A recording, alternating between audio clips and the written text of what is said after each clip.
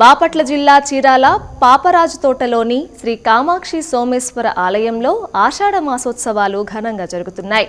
ఉత్సవాల్లో భాగంగా సోమవారం అమ్మవారికి ప్రత్యేక పూజలు చేశారు. అనంతరం వివిధ రకాల కూరగాయలతో అమ్మవారిని శాకాంబరిగా అలంకరించారు.